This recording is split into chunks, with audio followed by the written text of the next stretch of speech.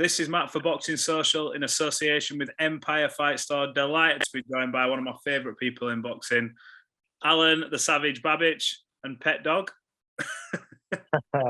The sausage dog, the sausage side. Look at the cuteness.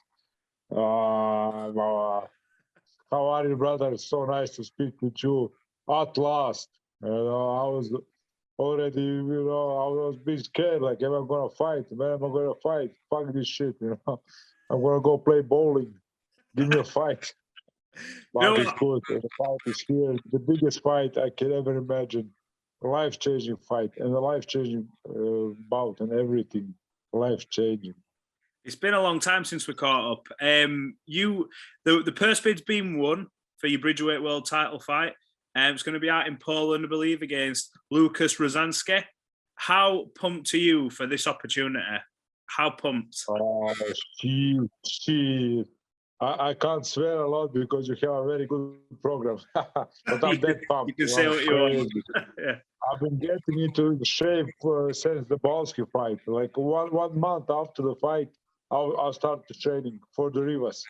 Yeah. So I was being ready for this for good, maybe even a year, good 8 months. So it's been brewing in me, and I'm in the best physical shape of my life. Nobody can recognize me. I put some strength and conditioning inside, so it's weird. I do even that. I covered all angles this time, really all angles.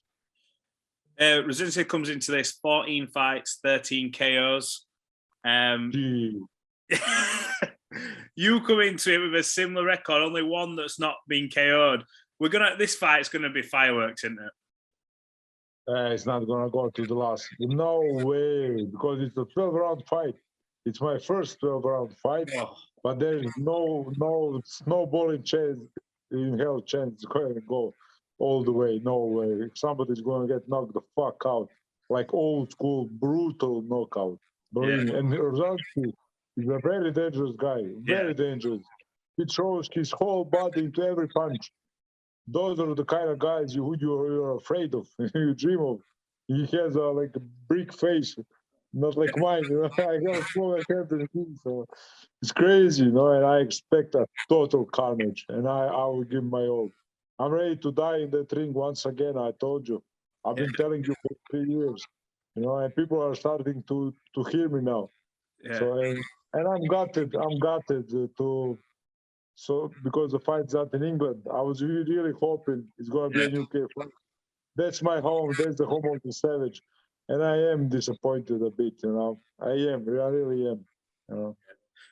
I suppose in one way it is disappointment, but obviously out there in Poland, it'll be a good atmosphere for you. They'll all be wanting to get. Poland is very close to my country, so people can come by car. It's like a 6-hour drive. Yeah. So that is a big. And I love the fight in Poland. I love it. I said it the first day. But secretly, I was expecting Newcastle, O2 Arena, London. Yeah. That's the home of the Savage. It's forever going to be the home of the Savage. So on that side, I am a little bit. I felt left out, but no problem. I can fight anywhere. I like to be the underdog. I'm going to be a huge underdog in this because Polish fans are fucking crazy, and I love them for it. But they're fucking crazy because they're like my fans. They're like Croatian people. I know. Yeah. I fought many guys on the street, many in my boxing career. Toughest man I ever fought. And Balski, toughest man I ever fought. So I really expect everything to go wrong. I expect everything to go wrong in that fight. Nah. Now, did you ever imagine where you've come from? Not just like the start of boxing, but you've always talked about, look, I've had it hard. Life hasn't always been easy.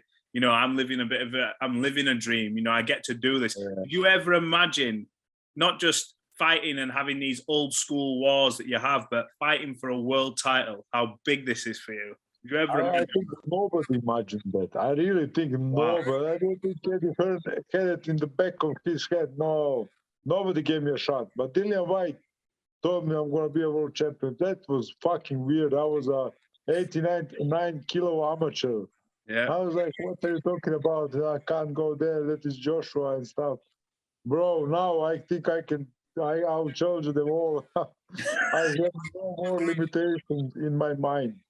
There is no limit. Yesterday I did a sparring session, 6 rounds, 4-minute rounds. And my pulse with this new Garmin watch never went above 141. It's like a play to me. It's like a game to me. You know, people get tired. I don't even touch my anaerobic zones. You know, it's all in the middle zones for me. So that is how much I improved as a fighter and as everything, as a human being. So I could never imagine that back then. But now I can imagine even more things. You know, it's crazy. Now, I know you won't be looking past this title fight. This is your everything. If you become world champion, you know, that's it. You're in the history books. But if you do become world champion, would you want to then come back to the UK to defend the belt? Well, I said I want to win the belt. I want to win my first world title in UK, and then I want to defend it in Croatia. Croatia, so UK didn't want me for this fight, and that's why I'm gutted. So I would like to do my first defense in Croatia or UK. I still haven't decided, but I think I would like to do it in Croatia. You know. Oh, well, we hope to see you back in the UK at some point. I want to be in UK. I really want to be, and I've been calling for a fight for the last half a year. Yeah. So I'm not happy how things went. I'm not happy. No, I don't want to wait for 8 months because this is my earning. This is my living.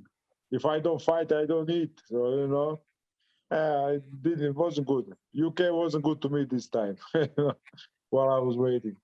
I watched, obviously looking at your social media, you were in camp with Tyson Fury, doing a bit of training with him. What was that experience like? Because I know you've always said, look, I don't care, I'll fight anyone, don't matter how big, how small, I just want to fight. What was that experience like being in that gym, training with Tyson, fighting with him? Obviously, he's classed as #1 heavyweight at the minute. So what was it like training with him? Well, listen, I say those things because I really mean it, and then I need to do it, you know, because I'm the kind of guy that does what he says.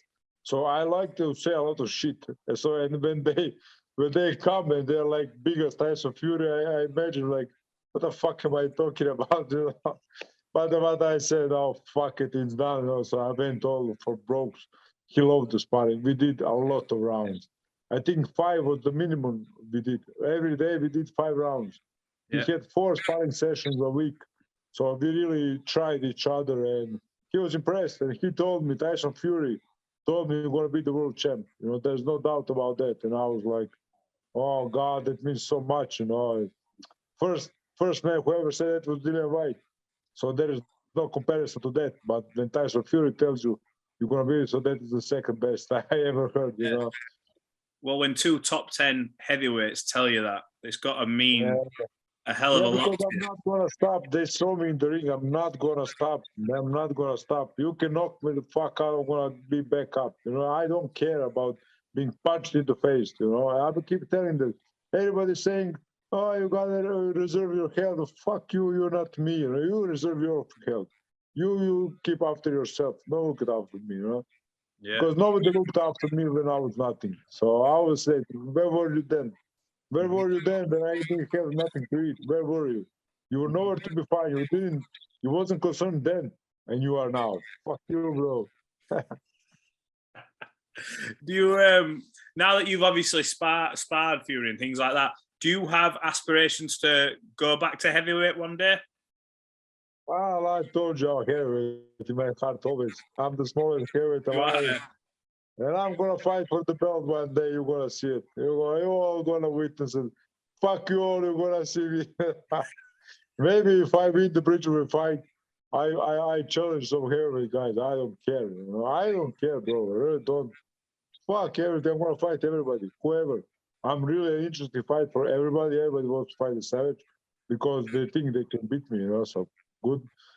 So, of course, if they offer me a fight, there were even talks of me fighting Deontay Wilder for Bridgerweight title. Yeah, you don't even know that. There were talks about that. And I was like, okay. I was like, yes, I took that fight. I know this man can kill me if he wants, but I took the fight.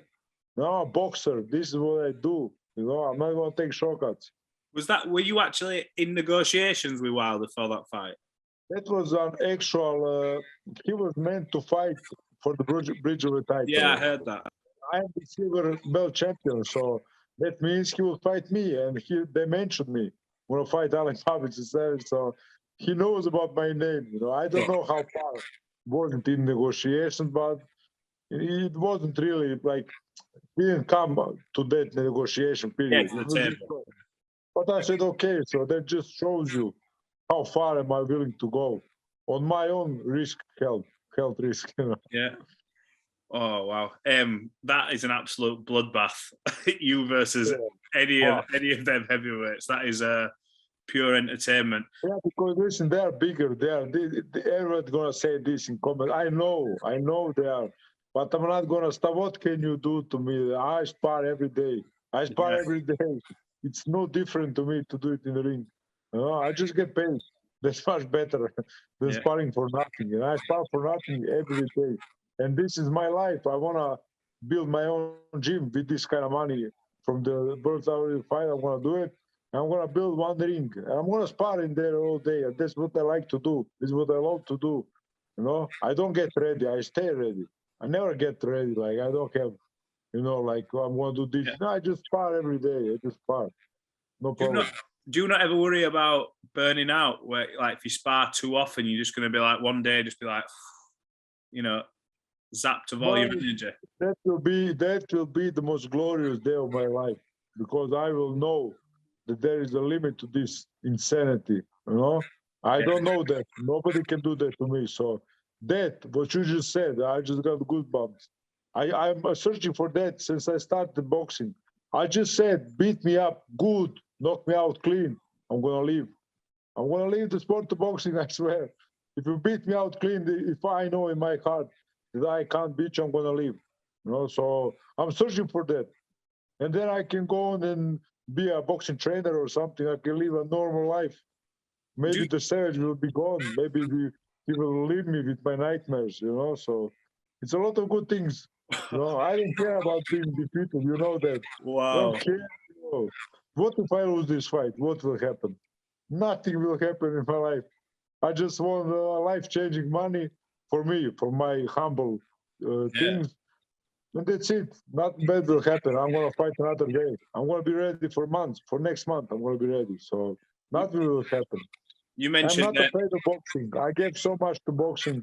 I will never going to be afraid of boxing. The boxing will always have a place for the savage. Always. So I will never be afraid for my place in boxing. You mentioned there, obviously, this fight, although it is for a belt, financially, this helps set you up. Like, how important is it, that side of boxing, that you do get the money to obviously prepare your future? Because nobody boxes forever. Yeah, but listen, like I learned from my career because I'm out there. I'm like the most, maybe the most distinguished. How do you say most recognized? I don't know. Yeah, recognizable. Yeah, coming up. Yeah, those coming up, and we all earn shit money. Really shit. You can't even live off that. It's hard. It's very hard, and we are all in some kind of a limbo, and we just wait for that opportunity. So this is my opportunity. And of course, I'm going to take it. And every fighter who misses out on just one opportunity maybe never gets another one because there's so many of us. It's like 1,000, 2,000 boxers in the world, 3,000, I don't even know, 5, 10, 100, I don't know how much. So if you get the opportunity to fight for this fight like I did, it's a fucking history box, it's a history and you got to take it.